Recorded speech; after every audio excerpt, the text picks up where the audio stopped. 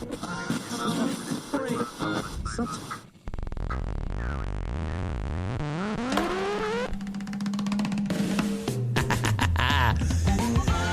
everybody, how's it going? It is time for the podcast now. My name is Pierre Hulsebus, and you are tuning in to the Hustle is the Hack podcast. And you are speaking or listening to the Chief Hacker, Pierre Hulsebus.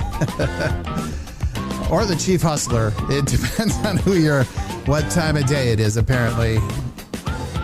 But right now, it is Saturday afternoon, and it is time to record the podcast today. And I'm so excited about our time together. Who am I? I am Pierre Hulsebus with over 30 years of direct technology sales experience, and I am here to help. During the next podcast, we're going to help you get your sales game on, your selling game. I'm going to help you identify and acquire the most valuable asset that you can have in business. And what is that? It is not your employees. Sorry. It's not your building. Sorry. It is a customer. Without them, nothing is going to happen. You just have a club of grumpy people. That is what the company is if you don't have any customers, because cash is king. And nothing happens until somebody sells something.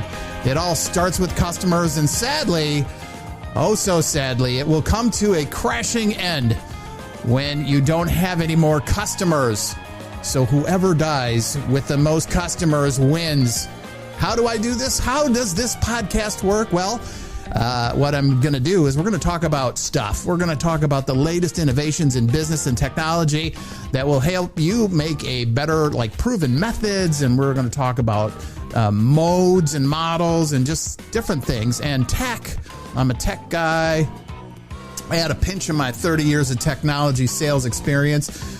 Managing, I've pretty much done everything that you can imagine in that game. So here you go. We put that all together in the stack of stuff, and we kind of mix it up, and out comes this amazing analysis. So sit back, relax, and enjoy the podcast.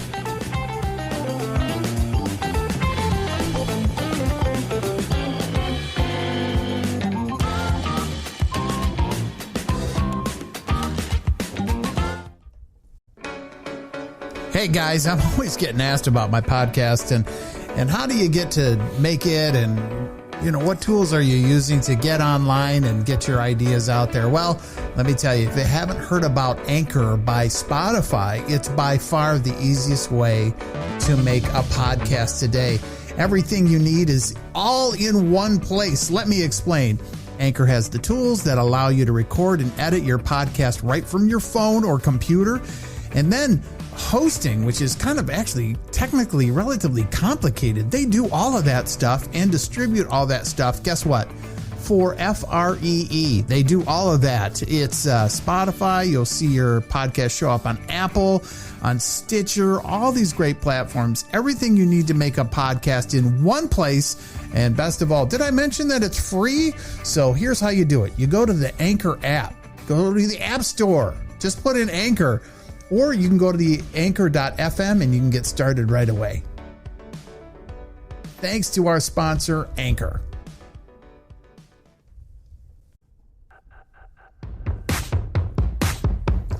And we're back from the break. Thank you very much. Welcome to the podcast again. It's number 2. Welcome, baby. All right. So we're in the Hustle is the Hack studio, and we are about to get the game on. I'm telling you right now how exciting. I can't tell you how difficult this week has been trying to get this podcast done. I'm working. If you're listening to the audio part, which you're having this great audio experience. You're getting theater of the mind. You're hearing my dulcet tones coming across my incredible audio sound system that's enhancing my voice, giving it the best quality that you can have. And you have these premium headphones that you're listening maybe on your iPhone, and you've got that premium headphones. And so you should be hearing just an incredible audio delight. And now what we're trying to do is take that same audio experience and bring that over to YouTube. And so that's a little different. I'm going to try. I don't know if it's going to work or how well it's going to work. But you would not believe how difficult it is actually to get audio on a really nice camera, a really good audio together on the same piece of MP4 file that you send up to YouTube. So it's kind of crazy. But anyways, we're trying to make this because we have actually a day job too that we have to do. So I can't take forever to do all of this stuff. And so I have to make it so that it's easy. It's very low in terms of production, but kind of getting there. So anyways, enough about me. How are you doing? I hope you're having a great week. This week for me, what has been it's a lot of fun stuff. I met so many new people this week. My day job, I do a lot of training and onboarding of new technical sales specialists. That's my job. I work at this little company in Redmond, Washington, for full disclosure. Actually, I read that this week. What is my social media rules that I have at Microsoft? So I have to disclose that I work at Microsoft. So, I do work at Microsoft. My job, you can go on LinkedIn and see what I do for a living. I run sales readiness for a couple products at Microsoft. But this show really is not about Microsoft. It is about you. And who are you? Who are you, Pierre? Who are you? Who is that person over there on the other end of the podcast? Well, if I'm doing my job right, I'm trying to attract young folks and people that are new to the selling game.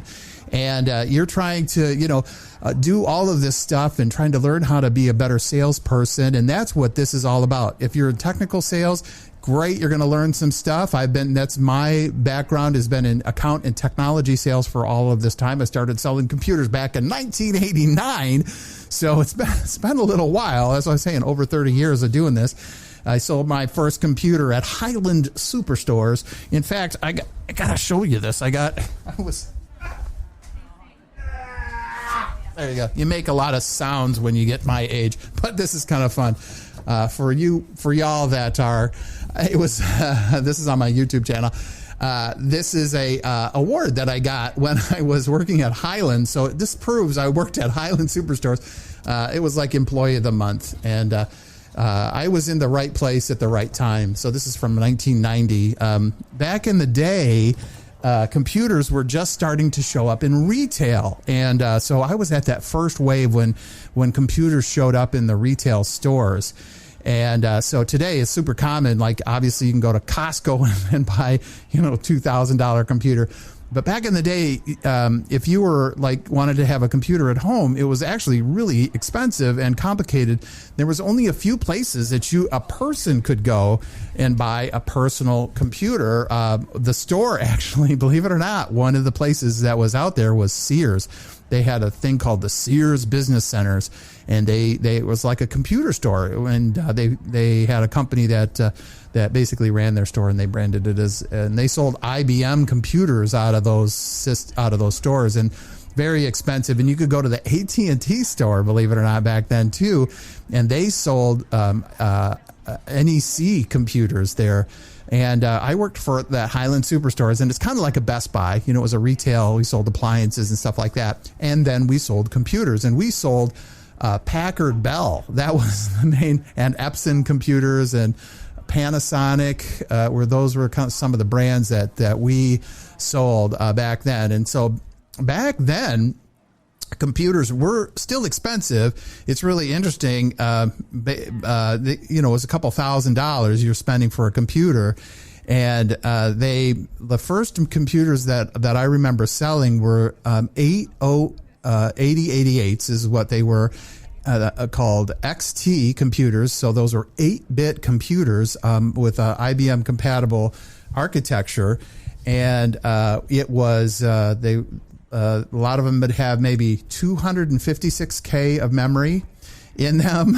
Back then, the most you could have in a computer was 512K of RAM. It's just crazy to think, this little, I'm holding this up here in my hand. For all y'all, I have my entire podcast and life can fit on this little this little SD card, this little teeny tiny thing that has 32 gigabytes of memory on this thing that's, about as big as a thumbnail. It's a little teeny tiny thing. And those computers back then only could, you had the big hard drive was like a 20 meg hard drive. This little file here is like $25 for this, and this stores 30 gigabytes. It's crazy to think of how far we've come in this business and in just technology as a whole. So I kind of feel very fortunate that I was born at that time, because today, in 2021, I am a seasoned person. I've seen the life cycle of personal computers, Microsoft and Windows, from when it first started all the way to where we are today. So kind of having that perspective is really helpful. And part of really, I would say, the secret, if you will, of anybody that's super successful is doing the same thing or focusing on the same thing for a long time. And this is, I'm going to talk a little bit about this from time to time. I'll refer back to the Pareto principle. That's very plosive. So in the microphone, there's a lot of P's. The Pareto principle, which is a mathematic theory that talks about the distribution of goods. And it's really interesting that when you want to take advantage of this, it's like when you play Monopoly. There's a lot of discussion in society today about the unequal distribution of wealth. But it's not just in wealth. It's the unequal distribution of anything that's creative, anything that has a creative action to it, like a podcast, movies, books, art, albums, whatever you want to tell. That principle plays out. You have look at just go on Amazon, and I'm a voracious reader of books. And you'll see that most of the books are from a very few people. Now, there's millions of books every year that are printed out, but the actual book sales, it tilts to about 1%. Make about 1% of all printed books represent about 30% of all book sales. The same thing happens with music. If you look in the music business, you've got a handful of musicians that print their music out and sell it, and that consumes 40 to 50% of all of the music that's sold around the world comes from a teeny tiny group of people. The same thing in real estate sales, the same thing in business. It happens that you just play the game of Monopoly, and it seems like you have rolling the dice, and it's a random choice, and everybody has the same opportunities. But the wealth in the game of Monopoly all tends to one person. And so, and it's just the way the principles of math and choices work over time.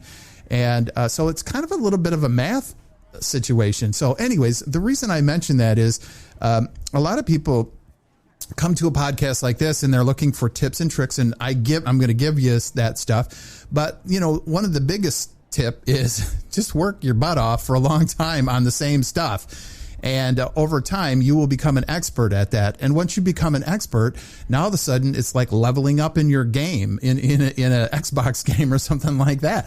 Now I have more experience points. That means I get better weapons than everybody else does. And then I can wail on the losers, and you can, in fact, in the gaming world, what they have to do is they have to have these ranking systems to make it fair, because that's exactly what happens. Anytime you play, like I'm a kind of a casual gamer when it comes to this. I have a couple games I like to play a lot, but on these multiplayer games, I just get killed all the time because I'm not super great, because you're not playing every day. I'm not 17 or 16 years old, or worse, 12 playing Call of Duty. If you go into Call of Duty, you just get wailed on if you don't know how to play. And and that's that same thing that's happened. Those folks have played a long time on it. They're really great at it. I'm not so great at it. They just wail on you. And so I'm the loser. And when I lose, they get more points. I get less points. And so that's exactly what happens in the sales game too. And so if you continue to focus and bring focus on something over and over again, that is where persistence and kind of the hustle, so to speak, of this whole thing comes into play. Hustle, so that's kind of the concept behind hustle is the hack. That is the hack, is hustling your butt off on focus for something for a long period of time, and at some point in time you will get better at it. So that's kind of the idea behind all of that. Anyways, with that said, I'm going to take a break right now, and we will be right back. We're going to talk to what are some of the best strategies for sales beginners. So that's coming up right after this important message from your sponsor.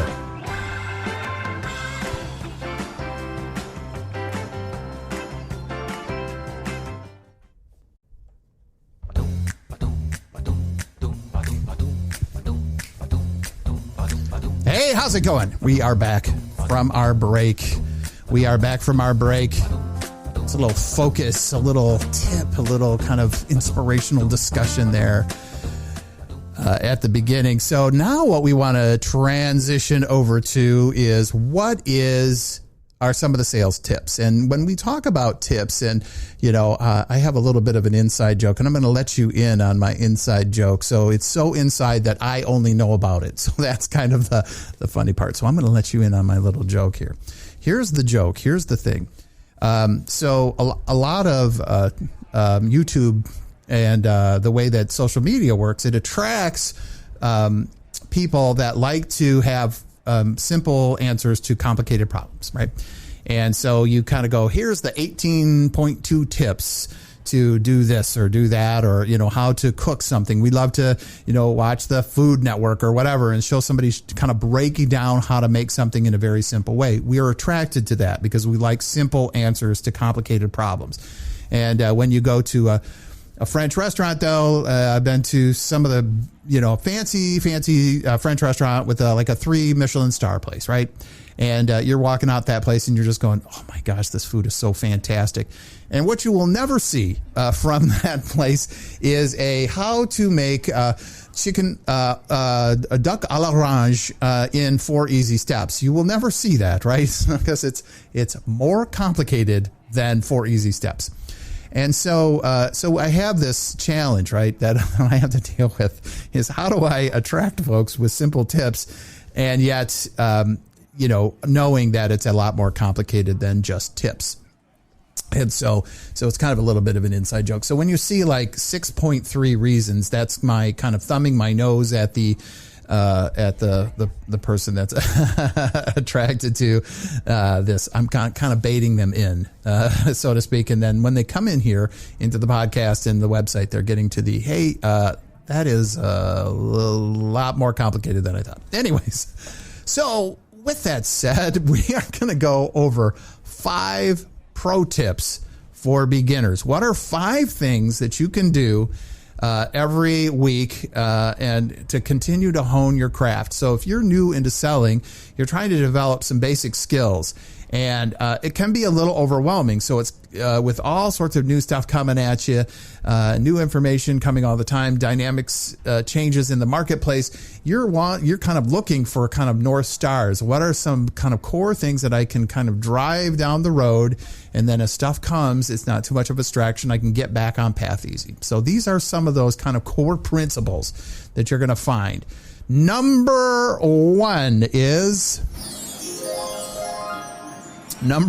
on the list is know everything about your product. This one is about as the most important part of what you need to do. You really need to know your product or your market. We're going to talk a little bit about that next, but it's important that you understand not only how your product functions, but the specific features that help solve specific problems for your customers. You're an ambassador of the product, And a lot of us don't actually use the product that we're selling. It's really interesting. We're not users of the product.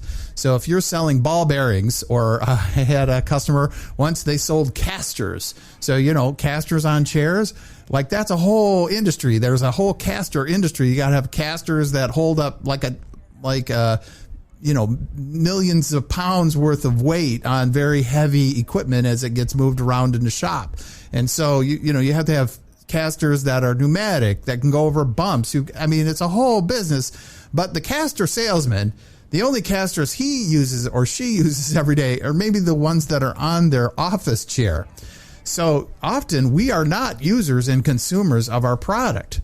So it is important for us to understand the product completely, because we don't come from a place where we understand it, especially if you're brand new. If I'm new in the caster sales, I maybe never even knew that NASA needs, giant casters, and the military requires casters to move guns around the machine shop as they're being manufactured or repaired. Like, these are things that a lot of people wouldn't know about and wouldn't understand the market. So if you're coming out of college or just got hired into an account management position at a place and you don't use the product or even came from the product, this is why this is number one for you. This has to be the core thing.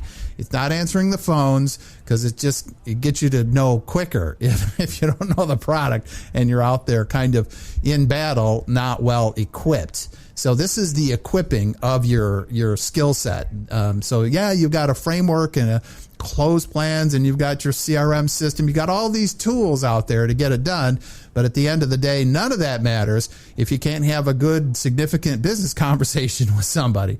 So you need to understand the purpose of all the features and not make a bunch of crap up about what you think the customer needs. You have to understand all of these features and the benefits of every one of the features. So some of the basic questions you need to provide great answers to your customers are things like, hey, I have a problem. Does your product offer a feature that will help solve it? You need to know these answers ahead of time. What are the kind of technology do I need to access that feature? So, oh, great, you're selling this feature and it requires, let's say a certain voltage, and we don't have that voltage in our shop. We run a different voltage system. Or, hey, we're selling software and it doesn't run on Macintosh, and we're selling into ad agencies or into education space where everybody runs, Apple computers. To what extent is the product customizable for our needs? So it's not just understanding the product, but how does it fit within a customer's, world? What do I do after? So if I have a problem with the widget, how do we access your support and service? Customers aren't just buying only the product. Often they're buying service of the product. If you're in manufacturing, they're buying not just the product, but how it works in their shop, and are you going to be there next year to fix the thing? Who's going to take care of the maintenance and all of that? So some of those things and values have very little to do with the product itself. It has to do with how your company services the product or delivers the product or service that you have. And the other question is, be ready for the how much is this going to cost me? And it's important to understand the difference between cost and price. Like, the price is what you pay today for something, but the cost is how much is it going to cost me altogether by the time we're installed and I start doing maintenance on this product? Or is there, after market services, or am I going to have to replace it, after so many usages? What is the cost? If you're selling Netflix, the cost you pay, it's $8 a month. Well, not really, or $10 a month, or whatever it is. It requires an internet connection. And so if my customer doesn't have an internet connection, it ain't going to work. So the cost of owning that product requires a television.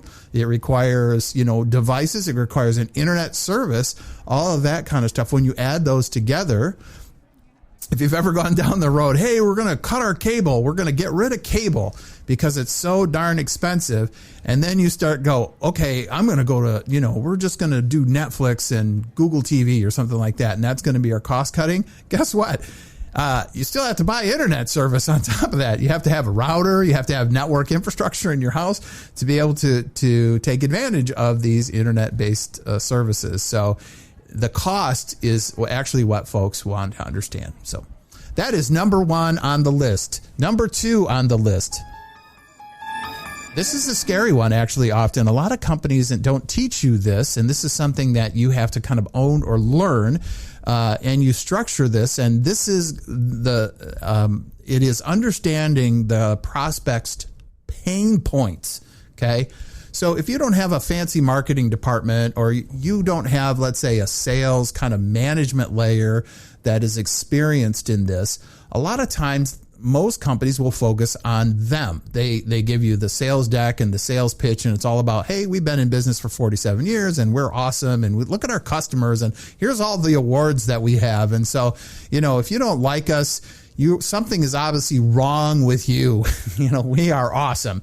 And that's kind of what happens. A lot of companies focus on themselves, their product. We're engineered. We've got 47 years of experience in this, blah, blah, blah, blah, blah. And what the customer is saying on their side is they're like, I don't really care anything about this. I don't care about you. I don't care about your product. I only care about solving my problem. And if you can help solve my problem, I'm willing to entertain my time and have a discussion. But if I don't feel there's value in this for me, then you are gone. Sayonara, suckerface. I want you to get out of my office, you insipid moron. And this is where, this is what happens. Yes, this is you getting beat up. This is you. I love that stuff. This is you getting beat up by the prospect. He's basically saying to you, you are a moron. This is all about me. The prospects really have a singular interest, solving whatever problems they are experiencing. Going on about the magnificence of your product, and it only gets you so far. Sometimes it is a door opener. I will be very honest with you. When I realized this when I worked for AT&T. I was a salesperson for AT&T back in the mid 90s. And one of the things that you realize when you work for, let's say, the industry leader, I have this in my current position too, my current company that I work for, Microsoft. That is a door opener. That will definitely help open doors. When you are perceived as the leader in the business, you have the most to offer. Often, most companies will, that opens doors for you. Hey, this is Pierre from Microsoft. And so it's, Microsoft has a perspective on this. We didn't even know that you guys sold that software or had a solution in that. Sure, let's talk. They want to know about what, leaders in the business are doing. So the same thing was with AT&T. We were the leaders in the business. We had the very best at the time network. The only thing anybody could beat us on was price. That was all they could. There was no company on the planet that had better service or infrastructure and reliability, which are all the things that you need when you're, buying networking infrastructure. Than the company that I worked for. So of course, every company that we talked to would be, a potential prospect for us. And you could often start out with these.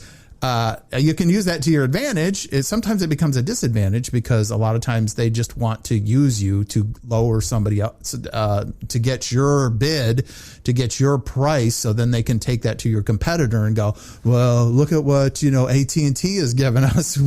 They're giving us at this price. We need you guys to be 20% less than that because, their stuff is better, but we're willing to take a little more risk, but you have to lower your price. So sometimes you're just being used and you have to identify that quickly and don't play along with that game. You kind of if you're just looking for a price, I'm not going to be it.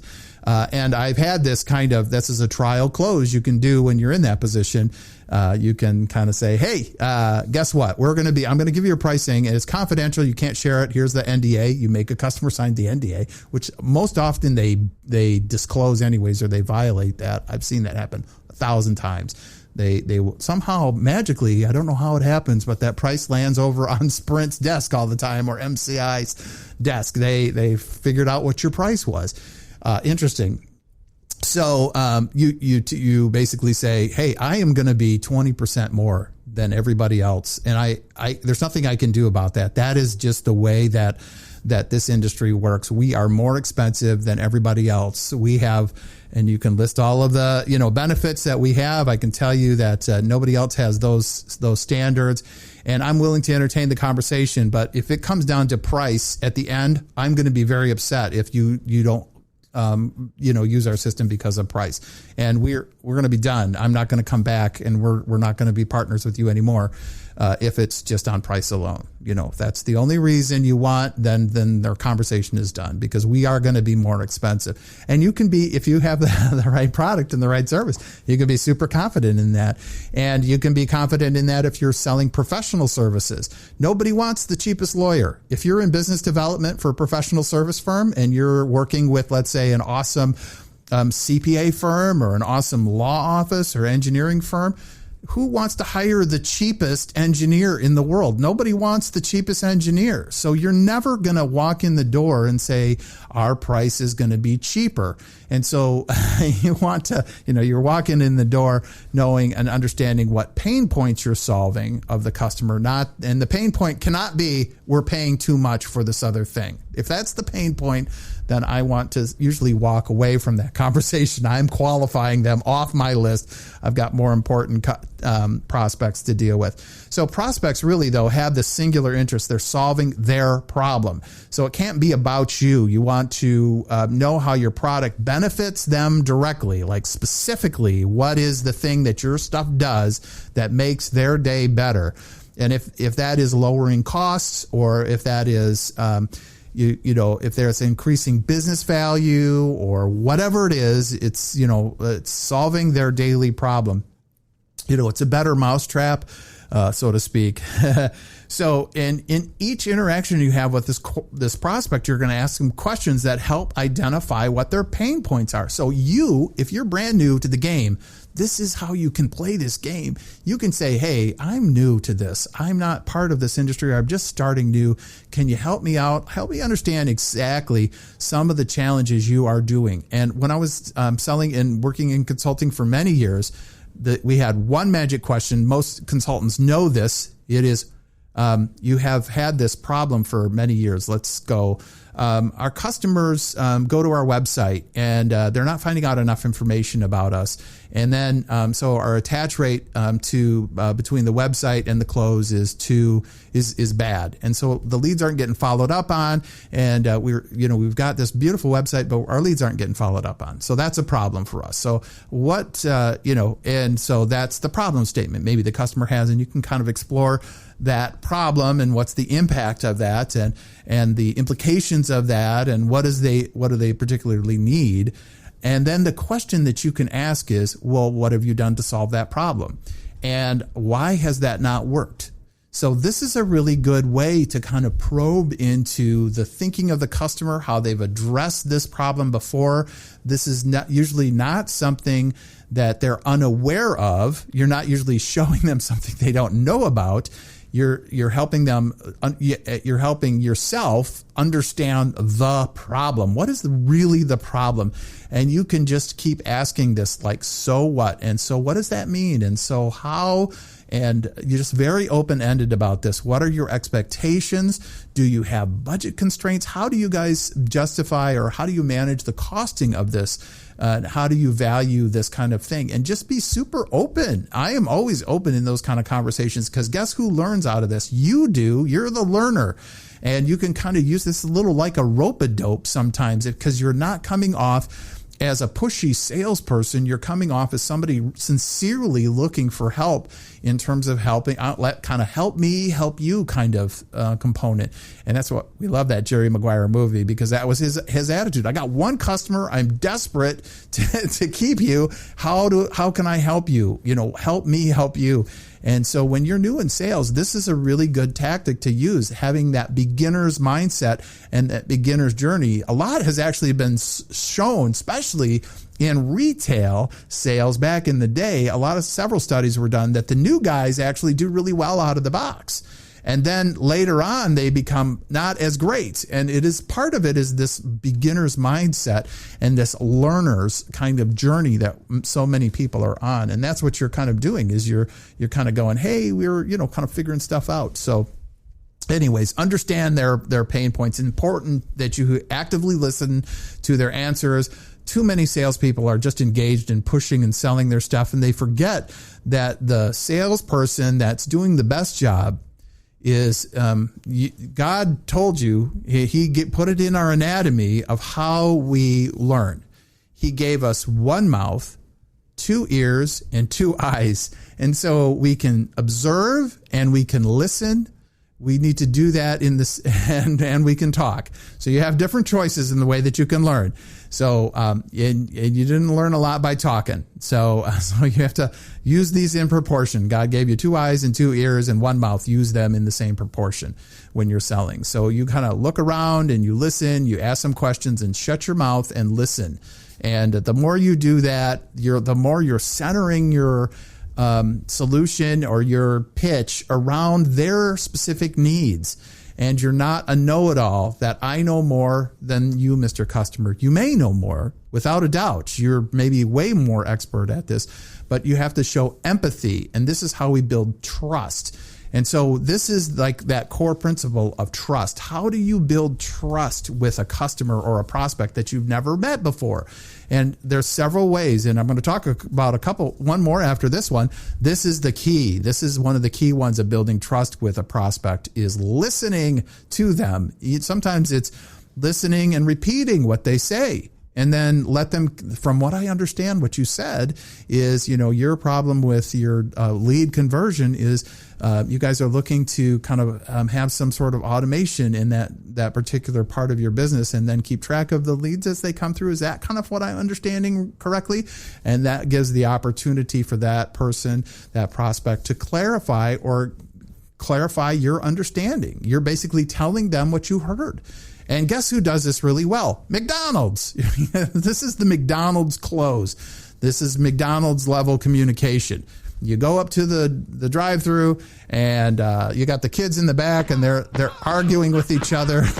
They're back there and there's all sorts of noise in the car. All the other things are going on. No, you can't hear. And there's somebody yelling. And it's getting worse. It's just getting worse. And there's crying happening. The children are crying in the background, and there's all sorts of noise happening. And you're trying to get your order through. It's 7 o'clock. 2 cheeseburgers, a hamburger, Of course, nobody's going to do that. They can't hear you. And so the person repeats the order, and then you have a chance to correct the order. So when it comes through, it's on the money. It's correct. And so this is the McDonald's close. This is McDonald's communication model. Is basically just repeat what you hear and try to put it in your own words or put it in their words to characterize the idea. And that's how we can build some rapport with folks and building trust. So that's number 2, understand the prospect's pain points. Okay, number 3 on the list today is know your customers in advance. Now, there is no excuse for this today. There is none at all. There's a little application. If you're in business to business selling, it's called LinkedIn. You go to LinkedIn, you're going to look at the company. You're going to see how many employees they have. You're going to see how much growth they've had in their employee, how much they've hired. You can see who their competitors are. You're going to see, there's no excuse today to not understand a company and their background. So knowing them in advance before you open your stupid mouth. Now, I've screwed this up myself many times. I did one big boo-boo a couple years ago, actually. I was working with a little company called HP. And HP has grown and changed over the years. And they spun off a business unit called like HP Services or HP Enterprises or something like that. So like they still make printers and stuff like that, but they have a whole nother business that does professional services. And so I was called in to talk to that business about a product as a subject matter expert on the product. So I had my pitch already. I had my deck all put together, and I went out to, I should put their logo in there. And so I went out and went to the internet and took an HP logo. Oh, there's the logo. Everybody's seen the logo. It's their brand. And I brought it in, and I put it on a couple pieces of equipment that we were talking about. And so I made it look really cool and stuff like that. And so then we got to the first slide in the deck, and the sales guys ribbing me like, dude, that's the wrong logo. And so it's like, dude, I have this in like almost every slide in this deck. I have that logo. So we had to kind of crash and burn the deck. And go like, oh, I'm having problems with my deck right now. Sorry about that. So anyways, let's continue the conversation. And I just used this as an outline. But I immediately showed that prospective customer that I didn't know them. I did not know. I was literally using the wrong logo for them. And we've seen it. Oh, I've seen this happen. And it's like that is instant death in a presentation, is to use it's like calling somebody by the wrong name. It's just like, it just shows you don't know them. And so you really want to know them in advance, who the people are, what their buying influence is in the organization. There's so much research you can do on companies, and being well prepared for a meeting demonstrates that not only are you competent and knowledgeable, but you care enough to present and be confident in your interactions with them. You could be confident with them. And so I was just not well prepared. I was prepared for the pitch, but I lost him at hello, basically. Hello, my name is Pierre, and we're today here going to talk about my awesome solution that my team works on. And we really think you guys would just benefit so much from it. Here, let me show my first slide about, our discovery call that we had with you the other day. And I've got all the wrong logos on there. So every slide that I'm going through, I'm just losing more and more people in the audience until somebody speaks up. So it's like back channel text, while you're in the meeting, you're getting ribbed by the guy. He's like, stop showing those slides, you moron. So that was how we ended that call. Anyways, it's just a lot of people just don't take the amount of time it takes. Prep is everything. And so if it takes you 10 minutes to prep for that call, you better do it. Do the prep work. Developing that develops trust. And again, this is what we're trying to do, especially in the prospecting phase, that you are working on trust. You are trying to develop trust. People buy from people that they know, that they like, and they trust. And so people can know you, believe it or not, before you even talk to them. Like they go out on LinkedIn and figure out who you are. Oh, Pierre Hulsebus is coming in to visit us today, and he's going to give us a pitch. And they're going to go out. And in fact, Outlook does this stuff now. If you're using CRM systems and customer management systems do this. Sales enablement systems do this. It actually goes and figures out who are all the people, and it goes out and pulls all the profiles. And if you're the higher up in the organization you're talking to, when I prepare for proposals that go to executives, and I bring an executive in, like a CVP, a corporate vice president level person, there's actually a prep meeting that's happening before the meeting. And we're writing up an entire dossier, literally, of who all the people in the meeting are. It's a lot about curating the meeting to make sure everybody's covered and their peers are talking to peers and all of that kind of stuff. So yeah, this is the kind of work that you do ahead of time. And if you don't do it, it shows through, and it also shows you don't really care, and you want to show that you care. And this is how you build trust. And this goes to the fourth one on the list. What is the fourth one on the list? This is the scary one, because this one here involves not talking. And a lot of salespeople love to talk. What this is actually doing. So you talk the talk. This is, can you walk the walk? It is rule number 4. Always follow up. So in the morning when you rise, as you get your coffee, as you start to think through what you're going to do with your day, before you get on that phone call, and before you attend a meeting for a brand new prospect or work on the proposal that you want to follow up. So you have to find a way. There's no lack of tools today. There's more tools. I mean, literally, some people just have a little notebook and they physically write it down. and they check it off the list. And it is that simple. I have a giant whiteboard that sits right over here, and I have a lot of to-dos on all the different projects that I'm working on. And so I can at a glance see what my next item is on those things. I use tools like Planner. I use the to-do list, the to-do application in Microsoft Office.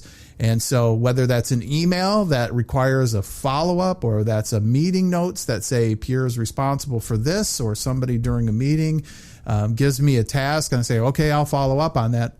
That's what you got to do. Again, this is trust. You're building. There's always this is something everybody agrees on, the importance of the follow-up part. So once you have your prospect you're like, hey, we're engaging and there's some interest. Now I need to follow up. There's a bunch of things. And in fact, I have even coached folks to give yourself tasks to do in the meeting. So you have your first meeting with the customer, and I didn't include this marketing material. So, or there's a link to a website I really want you to look at, and I'll send it to you in email. Oh, you mentioned that one thing in the meeting. Hey, I have a great resource. Let me make an introduction to one of the other folks that are in our network. Or, here's a former customer that you want to talk to maybe. Like, these are follow-up items that you have to work on. And if you don't follow up when they're a prospect, they're asking themselves, well, how are they going to treat me when I'm a customer? So following up builds trust. If you don't follow up or have that kind of connection to the person, then it's bad. It's bad. Let's just imagine if you had $1 million proposal, a solution. It cost $1 million, and you got the person on the phone that is the decision maker. And you were able to cut through, just randomly landed in that guy's or that gal's voicemail, and they followed up with you that next morning and said, Pierre, we're really interested in this, and we know it's expensive. It's $1 million, but can you just call me and let's go? And so you follow up. You call them up and you say, hey, 5 minutes, here's the deal. I know all your pain points, all your problems, here's how it's going to cost you $1 million. And they go, that solves our problem. Let's do it. That's not going to happen. No, that never happens. That's never happened. Why? Because you haven't built any trust with them. They don't know who you are from Adam. They don't know your company yet. They don't know if they trust you. So that never happens. No one's going to write that check right away unless I'm selling vacuums door to door or selling appliances in a store. In the majority of business selling, there's a little bit of a romance that you're doing here. You're basically showing them and telegraphing to them through your actions that you can be trustworthy.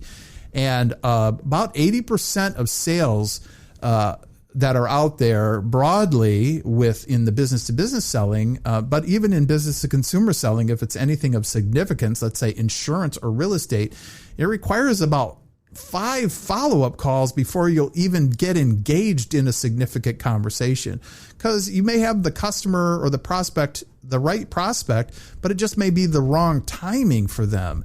They may be, if you're selling insurance, it's like, I'm on contract right now. It's too painful to change. I just signed up for another, but next year, let's talk, So that follow-up is really, really, really, really, really, did I say it was important? I think it's important. If it's not important, so that's going to be it. So, what I know in the next steps. So don't let kind of that low open rate on your emails or anything discourage you. You could be a little persistent. Pleasantly persistent is the term I like to use. Be pleasant. Don't be contentious.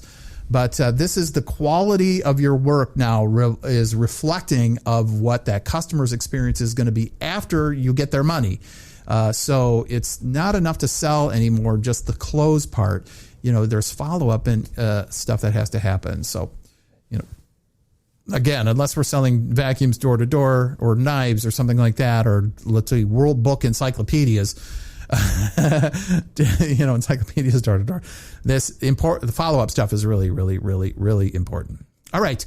So the last one, and this one is, this has some scariness to it. It's really,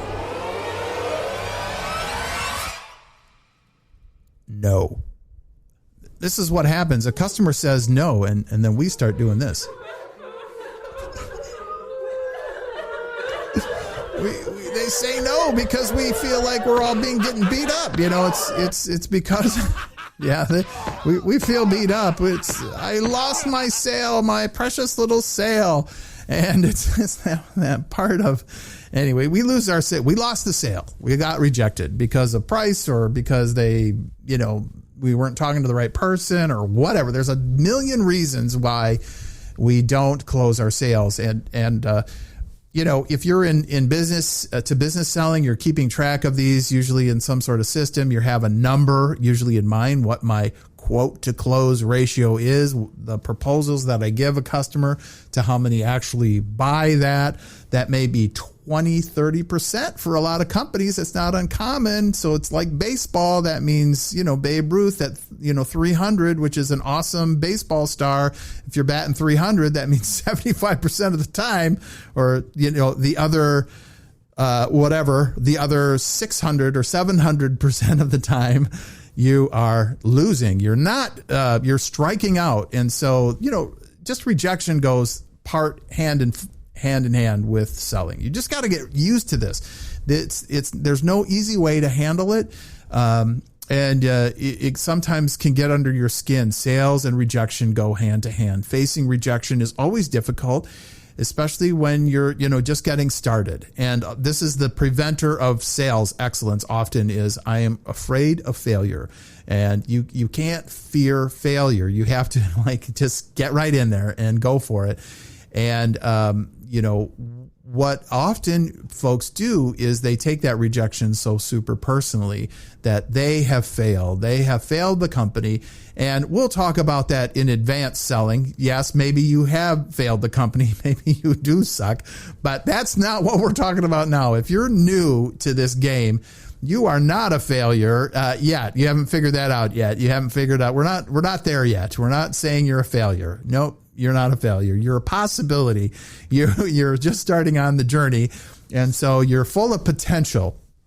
And that's why we hired you to this company, because we interviewed you. You were passionate and you had the personality for this. And don't fall apart when somebody says no. In fact, what you want to do is change the mindset that rejection is failure. Rejection is not failure. Rejection is an opportunity to learn.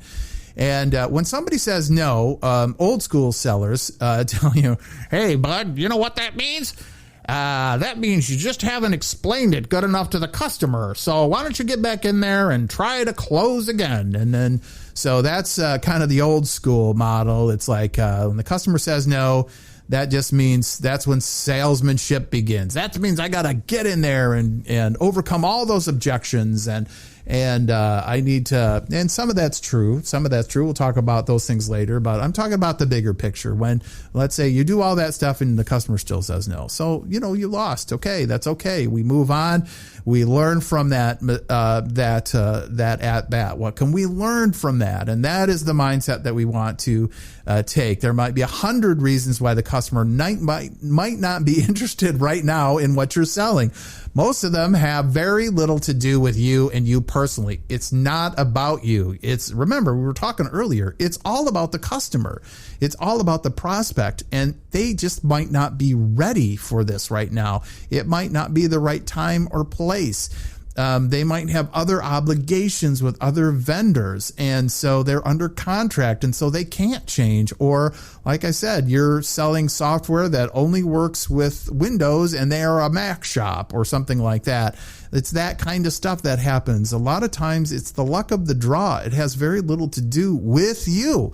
It's maybe the customer just sucks, and they're just not they're idiots. Like, that could be true. The customer could be an idiot. That could be the other part. We're going to talk about that a little too here. The the Kruger-Dunning effect, where the customer is overconfident in their own assessment of what they're doing. And so they're idiots. They just don't know yet. They haven't realized how complicated something is. And you're coming from a totally different, more mature, understanding, and they're just not there yet. And so they need to learn. So let's come back next year and put them on the follow-up list and ask them, well, how did that strategy go? knowing that it's going to fail. So there's other ways. So don't let rejection defeat you. Treat it as an opportunity to grow. And when a team, I'm waiting for the Michigan State game this afternoon. I'm trying to get this done before the Michigan State game starts. The winner and the losers of those games go back, and the coaches go back and look at the game films after they're done. And they learn from mistakes and failures, and they use it as a way to improve. And so when you lose and you get that, if you're lucky enough to get good feedback from the customer and why they chose somebody else, well, guess what? You can give that feedback. Hey, we're a Mac shop, and we don't, your product doesn't work on our stuff. And so you give that feedback. It's not your fault. I'm communicating that back to my product team. Hey, we lost these opportunities because of this. And so there should be reasons why you lose, and you should understand the reasons why you're losing. But, you have to balance this between your passion for winning, which is incredible. We should feel bad. We feel bad. Look at always, sports is a great analogy. Somebody that stands second place on the gold medal stand when they felt that they were the one that should have won, and they didn't. And we've seen poor sportsmanship, so to speak, where people march. I'm not going to go up there, or they look so angry and upset that they're not willing to accept defeat. And or any Super Bowl. We just watched the World Series, and the Atlanta Braves win, and the Houston Astros. They pan over to those guys standing in the dugout and all the coaches, and they're the second best team in the world right now, and they're all crying because they didn't win. You second place, you just got, you have a ring. You're going to be able to tell your children, I was in the World Series. And for generations, you're going to be in the books as, one of the greatest teams this year, but you're second place and you didn't win, and you are bummed out.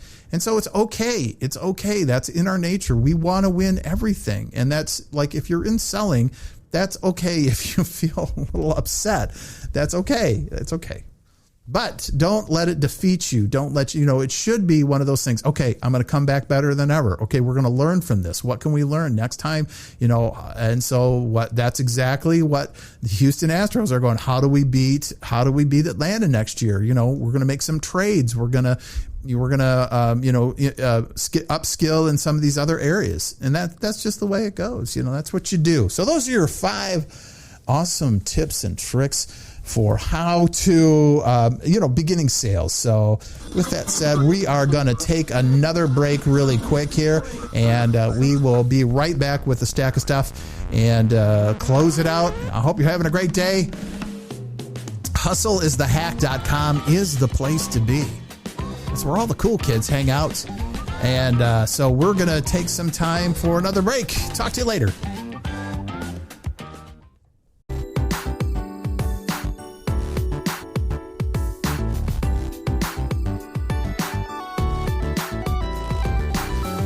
And we're back. Thanks. We're back from the break. All right. Well, what time is it?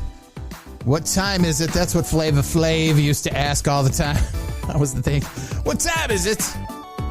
You wear the big clock around. It's like, dude, you have a clock right on your head. Why don't you just look at that? Why are you asking me what time it is? That guy was hilarious. Flava Flav. Actually, I loved those guys. KRS-One, I love that band. KRS-One, I was such a fan of his. Still am. The guy is so super insightful. Just such clever lyrics. It was so great. They was such a good band. And what happened to them? Where are they now? Where is KRS-One? when you need him. Anyways, my name is Pierre Hulsebus. Welcome to the Stack of Stuff. It's the Hustle is the Hack podcast show, and we are at the most important and critical juncture of our show, which is what I love to refer to as the Stack of Stuff, which is really a collection of sales observation, technology information, and kind of mega trends that are happening. One of the things that I think is really important is for you all, one of the best investments you can make, especially if you're in the business of business selling, you're selling into businesses, is guys, and gals, get a Wall Street Journal. Don't watch any other news. You need to get a good kind of, let's just say moderate to conservative news analysis and just news from around the world to understand kind of the things that are going on. And one of the best tools for that is literally still the Wall Street Journal.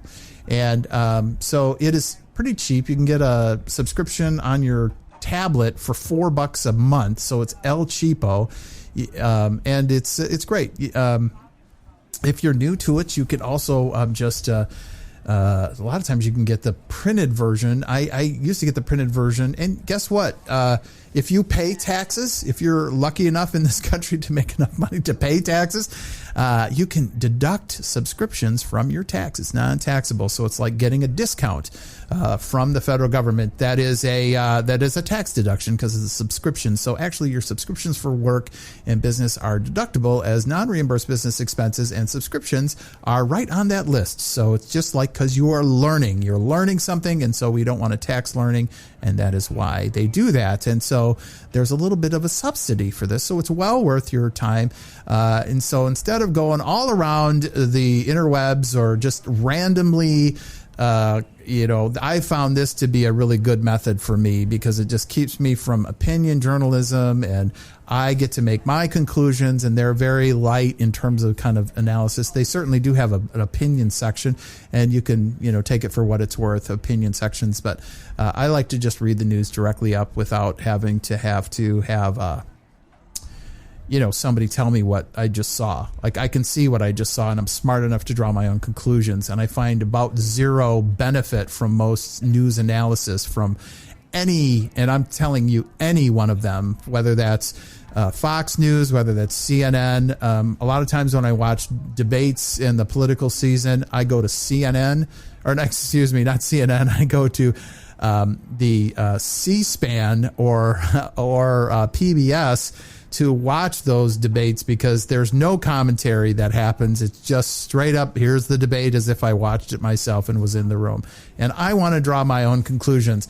I am not looking, I don't trust there's very few folks out there that I know, like, and trust in the media to give me any sort of political analysis or any sort of business analysis. So I like that stuff. I like to be informed, but I don't like to be preached to either. So that I found. Anyways, with that said, there's some advice. $4 a month right now. You can go out and get a Wall Street Journal for a digital edition for your tablet, and just sit down there and read that. That's good. All right. So hey, what are we talking about in the Stack of Stuff? What we're doing right now is we usually go, as is our want during this time, what we do is we talk about three kind of the top news stories, or the top stories that are happening that I saw this week that I think that are important for us to realize and kind of internalize and start to kind of put into our brain and start to consider the impact of what this is going to have. And I'm going to keep going back on these concepts around the energy business. And so this last week, home security company seeks to offer more products and services to its residents and customers, its residential customers, that is. ADT has struck a deal to buy a major solar panel installation company in a push to offer more products and services to its residential customers. So they bought a little company, ADT, bought a little company called SunPro Solar and here we go. How much is it? How much was it? What was the number? Well, $825 million. So there is so much going on right now in the energy market. And this is right on the heels of President Biden signing or getting his bill passed around the Build Back Better bill around the energy greening. Let's just call it the greening of our energy infrastructure and our energy business. Now, I've talked a lot and had a lot of different analysis around this, and there's a lot going on. There is a lot of different things to consider about the impact of what's happening, but the biggest one to think about is the repercussions of what's going to happen, because I honestly believe we have reached a spot where, whether you agree or not, that is the sound of inevitability. It is the sound of inevitability. Yes, that's what Agent Smith said to Neo in the greatest movie ever made, which is The Matrix. And in The Matrix, the train is coming down the tracks, and Neo gets his, he's in the fight with Agent Smith, and he's fighting him, and then Agent Smith got him in the chokehold, and he puts his head down to the train track, and here comes the train. You see the train coming, and he says, "Mr. Smith," or Mr. Anderson, that is the sound of inevitability. And that's what we're looking at right here. This is what I'm trying to relay to you. It is the sound of inevitability. Whether you like it or don't, whether you politically agree with it or do not agree with it, this fight is over. I'm just calling it right now. We have young people that grew up listening to Al Gore in junior high school. We all had them saw The Inconvenient Truth. And they have formed their opinion and now are in charge of stuff. And so the value of sustainability and green energy and the push towards net zero emissions, these things are going to drive our economic base. They're going to drive economies here. And a lot of changes are going to happen in our economy. It's just like when baby boomers started showing up in the hospitals and they started retiring. Everybody started moving to Florida. It's just a mega trend that happened as a result of a bunch of people getting to the retirement age. And so financial planning started happening. We see the advent and the growth of all the financial planning and banking companies right now. Look at the stock market over the last year, or not the stock market, the stock market relative to banking. All of the banks did really, really well. And a lot of it has to do with the generation of people that are taking their money and putting it in the banks. And the banks have more capital to work with than they've ever had before. And that is because of people getting older. And so this is a fact right now. We have the young people now that, unlike myself, who, that wasn't something that I was taught when I was younger in school, although we were taught generally, I'm a Boy Scout, so you're taught to leave the place better than you found it and to be a good steward of the ecology and take care of animals and, be a good steward, but not to the degree that we are seeing today, not to the detail level of making it actionable and systematic. And this is what's happening. It's becoming actionable and systematic. And so once we see the United States federal government say that we're going to give you $12,000 in taxes back from your taxes if you buy an electric car that's made in the United States by a union shop, that moves some needles. That changes things. That makes things happen that weren't before. So it's not just an ideal. That means now we're going to have 5 million new car chargers that are going to have to get installed around the United States. And companies are going to have to start creating electric car spaces in their parking lots and the changes that are going to happen in the economy. And so ADT just going to this is just the shape of things to come. That's what I'm saying. That's what I'm trying to say. So anyways, that's kind of the stack of stuff. You will find in what I was talking about earlier at the beginning of this podcast about focus and doing one thing for a long period of time, like I did with computers. If I'm starting out in industry or starting out in business right now, this area right here would be one I'm really interested in. I'm going to want, if I'm starting to pick what career path I'm going to go on in selling, I'm going to want to have things that have long-term, growth in green energy. So if it's about products that help, lower carbon emissions or improve energy production or all of these kind of things, if I can see that and see the path in the company that I'm working for, that is awesome. So this is one of the current mega trends that's happening. So anything in manufacturing or in infrastructure or skilled trades that have to do with infrastructure around energy, that is going to be a growth opportunity over the next year. It's going to be like investing in healthcare in the 90s, before the baby boom happened, before all the baby boomers started retiring. So this is where we're at. We're just before, we're at the very beginning of this process where Rivian just had a giant IPO this last week.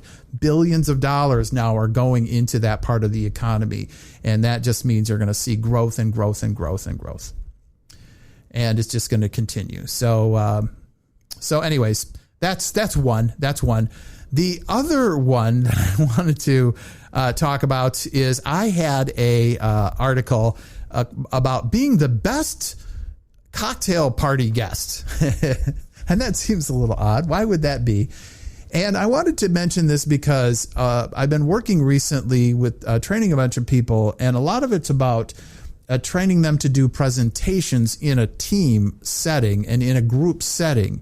And a lot of the etiquette that goes with a cocktail party is very similar to what you would do if you're putting on a presentation to a customer, because you want to make that an exclusive thing. You want to make this a special experience for folks.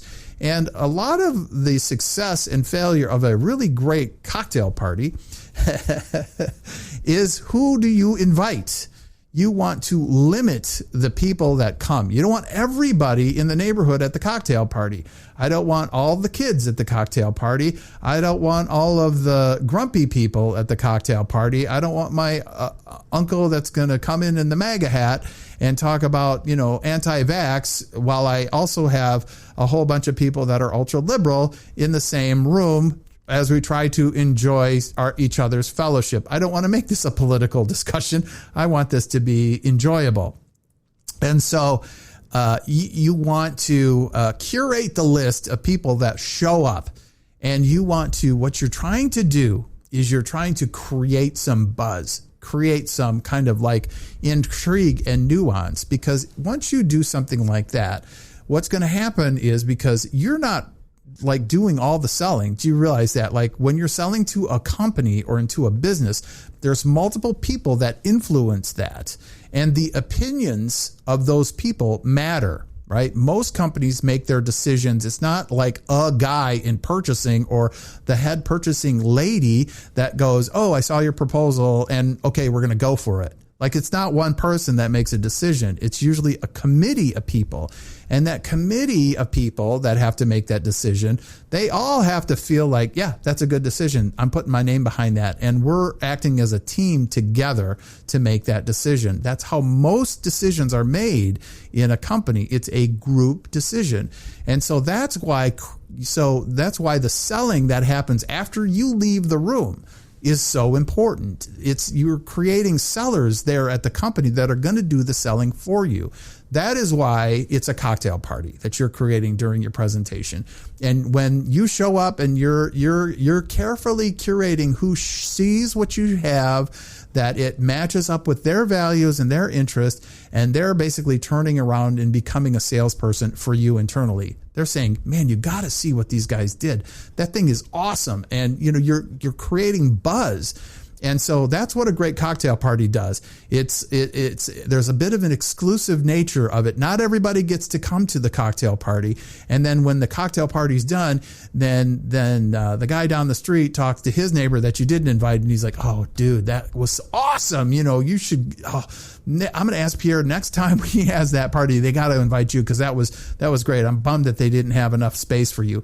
And so you kind of want to create a little bit of if you want to create buzz at a customer, you gotta kind of curate that list a little bit around who's going to show up. And so a lot of times when we're selling, we have 2 different audiences, sometimes 3 different audiences. that we're selling to at a customer, we have the technical buyers, the people that have to install the stuff and kind of support it and manage, kind of the configuration and the engineering and fitting it in their environment and making sure it supports the outcomes that the business needs. They have the right to say no to something. They usually don't have the authority, though, to actually sign the check. They're the ones that are the technical buyers here at the customer. And then you have the business buyers. They're the people that are more connected to what the outcomes for their customers are. They're looking at the big numbers and going, is this worth an investment for us? They are the ones that do have the authority to sign the check. And they're looking at the technical buyers going, would you recommend this? Yes or no? And so that's what I'm saying. All of the technical people, all they can say is yes or no. So if you get the business people in the same room as the technical people and do the pitch, the technical people, they're going to have all their technical objections, which is fine because you kind of need those because you want to overcome all of those objections or misunderstandings to make sure you're aligned with their system and that it will work and that they're going to be happy with your product as it goes forward and that team is going to be on your side and they're going to be advocates for you. And so that's the kind of the rough patch, so to speak, that we often go through. It's not the buyers at the business side. They're often willing to make the investment up front. It's the technical people that are putting brakes on the thing going, no, it's not, that stuff is old. We don't want that. We've heard about those guys before. There's 14 companies that failed trying that. Like the technical buyers are the ones that, so if I'm having a cocktail party, I'm going to want to bring all the business people and some technical buyers that are cool, that like me. Like that's who's showing up to those meetings. And I'm trying to weed out who my detractors are on the technical side. Anyways, it's a little bit of, like I was saying, putting on a cocktail party is kind of the mindset to have, that you want to curate that list of people that show up and you want the cool kids. You want all the cool people in that room. That's what creates the buzz.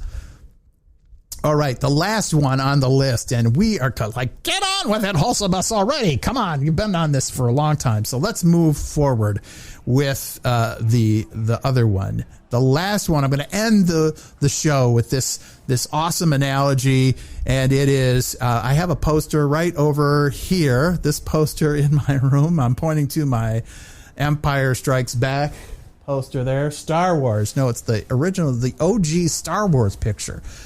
Poster. I have two of them in my office. I love Star Wars. I remember going with Todd Visser in 1977 to Woodland Movie Theater on 28th Street out by Woodland Mall, and when I was 12, going to see Star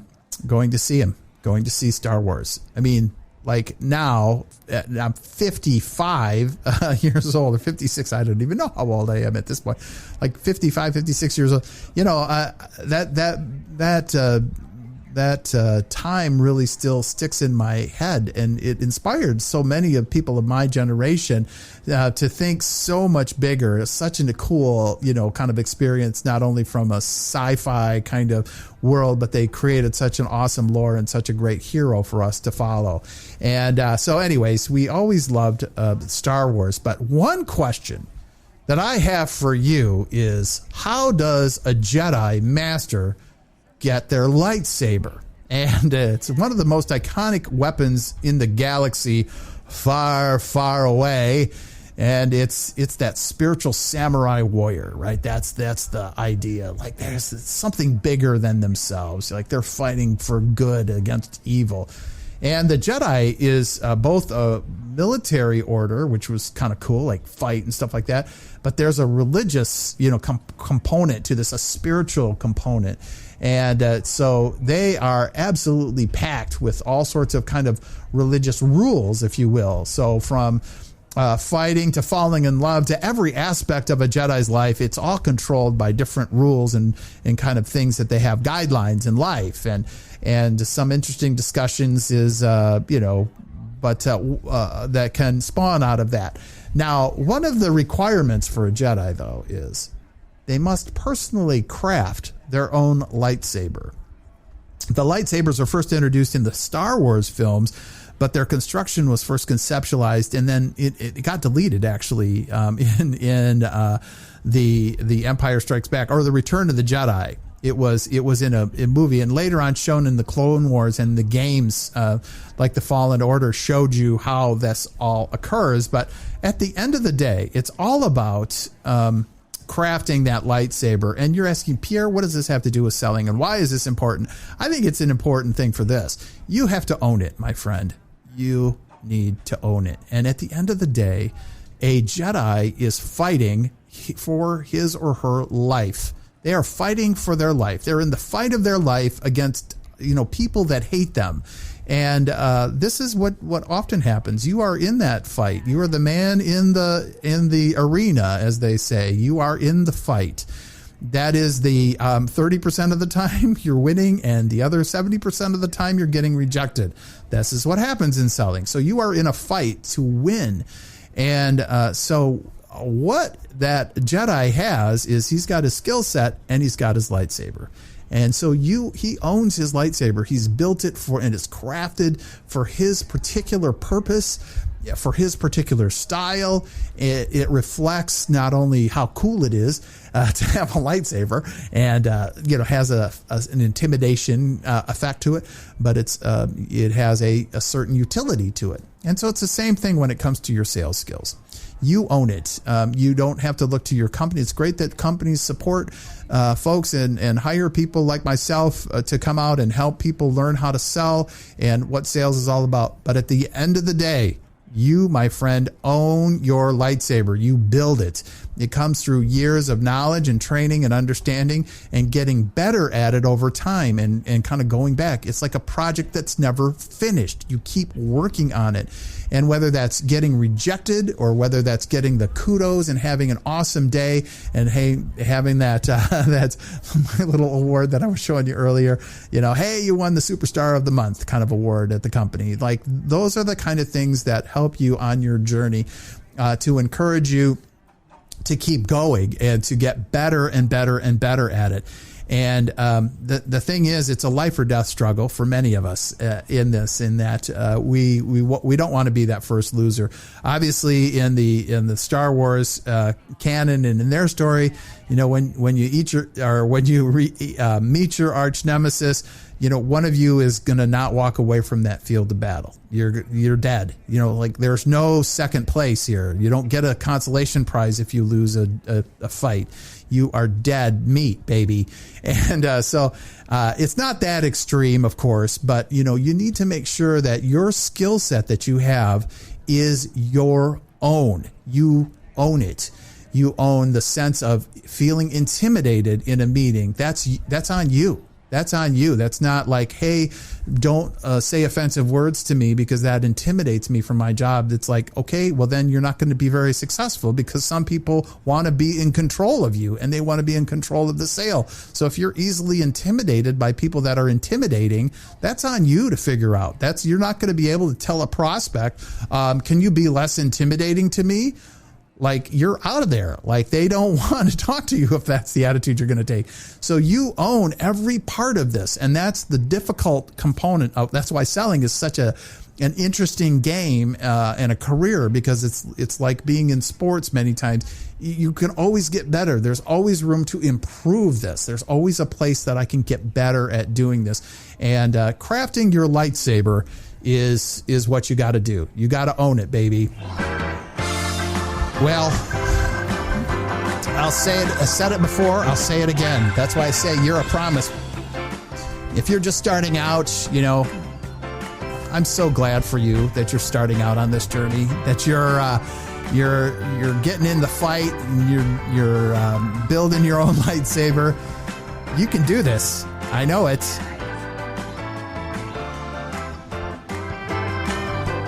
And I hope you have a great week. And I'll talk to you guys real soon. Hustle is the hack. Check out the website. Thank you.